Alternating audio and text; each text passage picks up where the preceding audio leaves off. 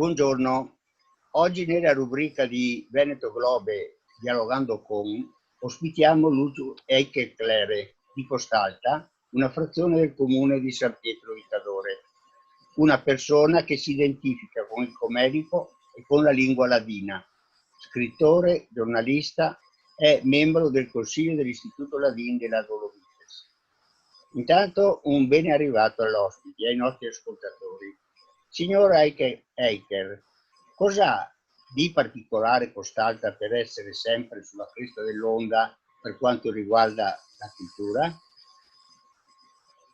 Io credo che la fortuna di questo piccolo paese, diciamo di marginale sulla costa di una montagna, sia stato quello di avere una generazione degli anni 70 che ha deciso di rimanere lì nel piccolo territorio, ma avendo anche la fortuna di aver avuto lauree, diplomi e quindi di importare cultura dentro un tessuto che ha a sua volta una cultura, ma forse una cultura più materiale, più di scambio orale che non di elaborazione intellettuale. Lei oggi è l'erede di questa situazione, ma come ha iniziato?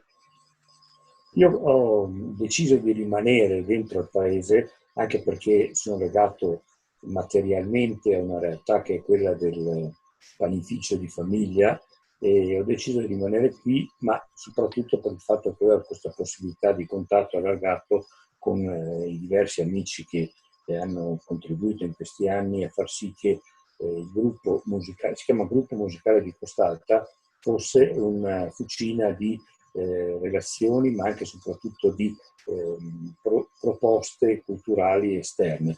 Noi siamo partiti dalla valorizzazione della lingua ladina nella variante tipica della nostra zona del Comenico, per poi comunque agganciarci a realtà molto più vaste.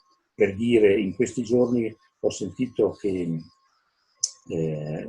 fanno comunque il premio Musicultura di Recanati, e faranno le selezioni a Recanati per poi fare le premiazioni finali, credo a settembre-ottobre. Noi come gruppo musicale negli anni 90 siamo stati tra i vincitori di questa importante rassegna italiana di musica d'autore innovativa e quindi è stato un riconoscimento anche a livelli più ampi della bontà di quello che abbiamo fatto. Questo è un po' un esempio particolare, ma poi tutti gli spettacoli, i contatti esterni. Recentemente siamo stati nelle valli valdesi di Torino, abbiamo cantato e fatto spettacoli alla Certosa Gavigliana, che è la sede del gruppo Abele.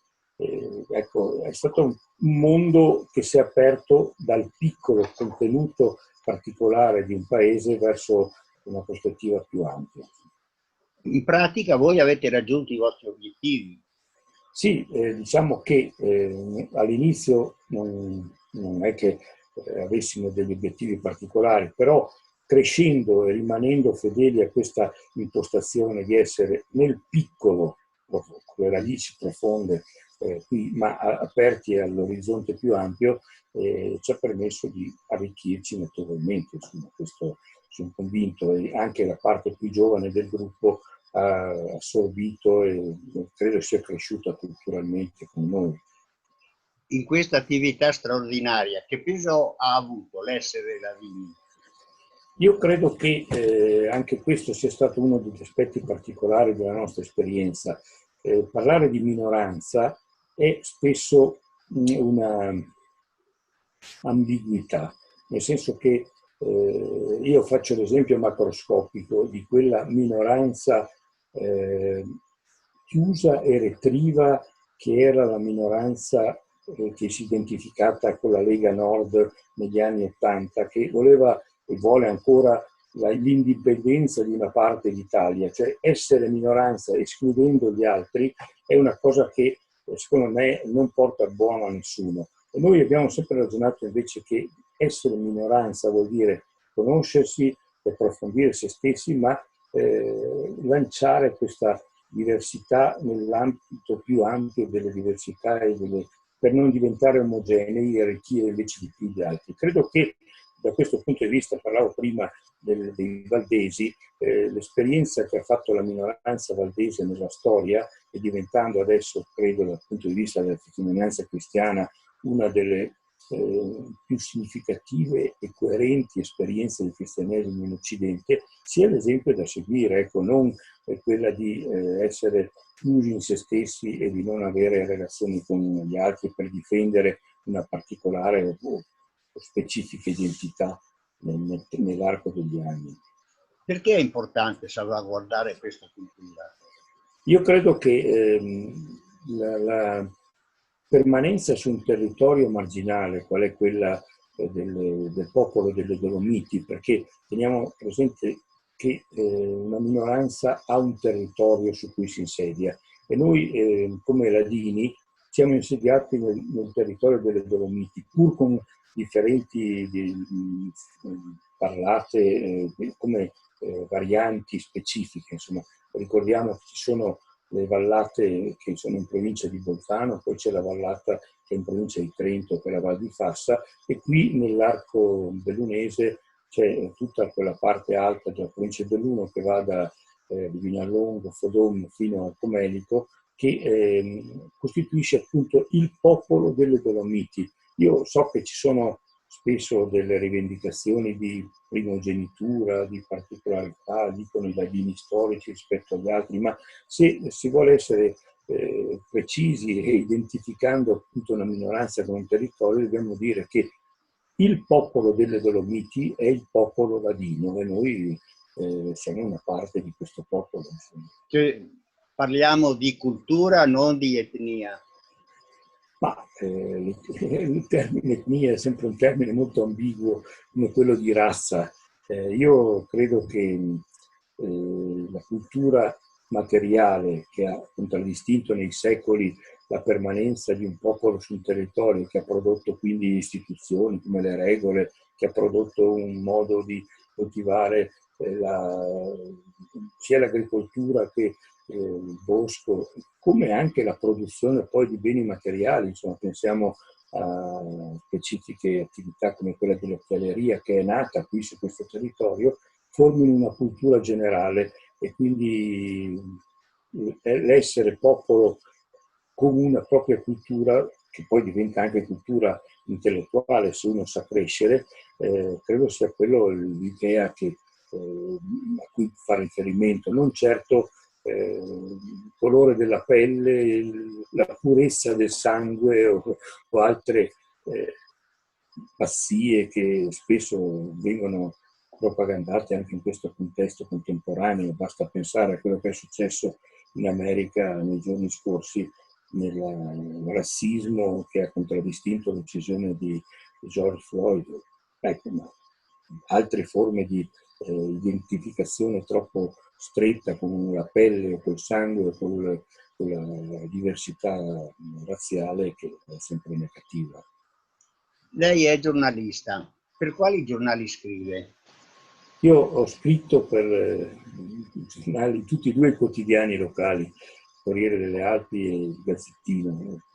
Adesso sono col Gazzettino e scrivo anche su quel ottimo mensile locale che è il Cadore, di cui siamo felici di essere nel nostro piccolo contribuenti colleghi e a contribuenti. farlo crescere. Sì, sì, sì, sì. No, Sì, questo sarebbe un impegno veramente che io immaginavo che gli amministratori cadorini si facessero peso di questi, invece sono rimasto molto deluso dalla noncuranza con la quale trattano questo giornale. Lo so, quello del rapporto tra amministratori e giornali è sempre stato un rapporto ambiguo, nel senso che quando scrivi per esaltarli ti seguono, ti appoggiano, appena sei libero e critico, sì, poi ti abbandonano, ti lasciano fare. Io ero testimone quel giorno che al Caffè Tiziano c'era una redazione del Cadore con Serafino De Lorenzo ancora direttore, sì? E c'era la giunta della Magnifica che voleva imporre un sorvegliante. Quando è arrivato il sorvegliante che ha portato la sua voce, il suo comunicato, tutti quanti si sono alzati e se ne sono andati, lasciando solo quelle, poi non era neanche una cattiva persona, fermo, immobile e facendoli ritirare tutto quanto.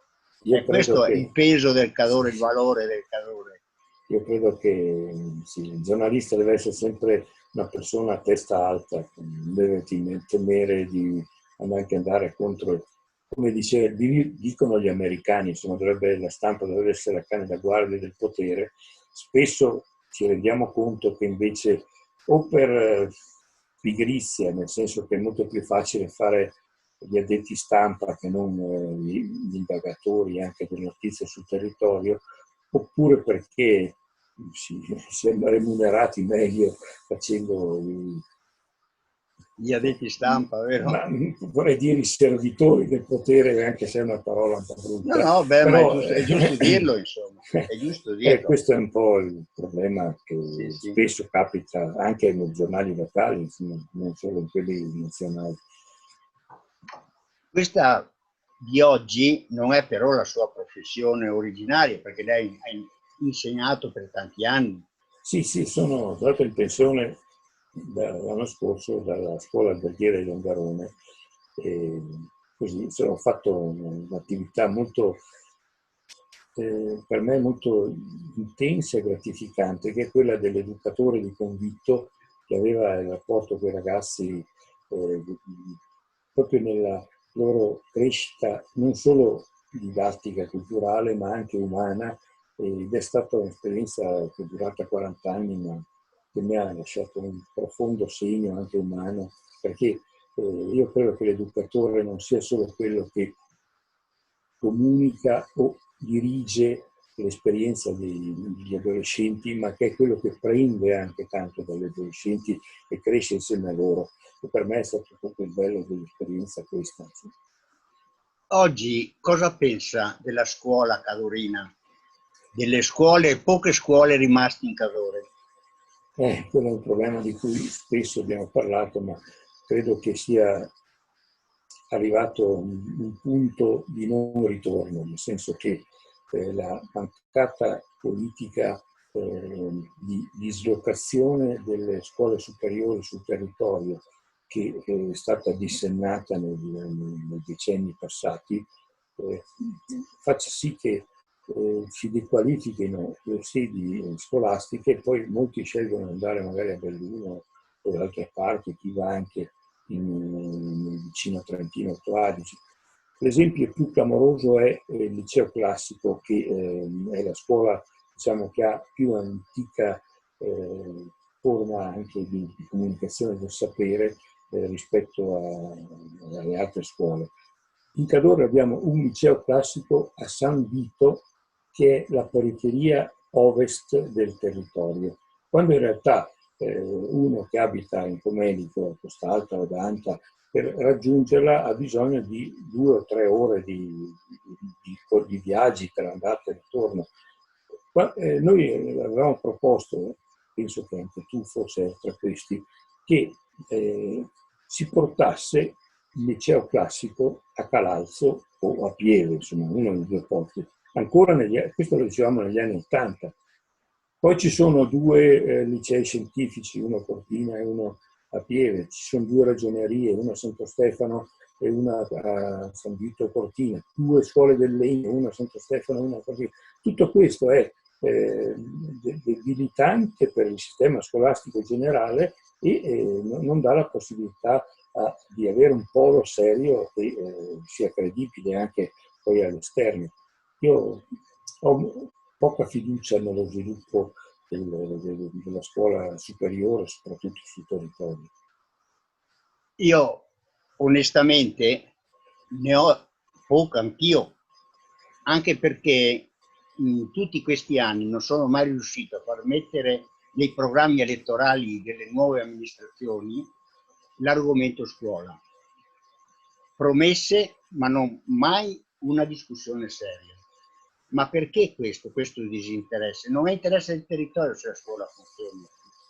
Io credo che ci sia questo male originario che è legato però alle leggi nazionali sulla scuola.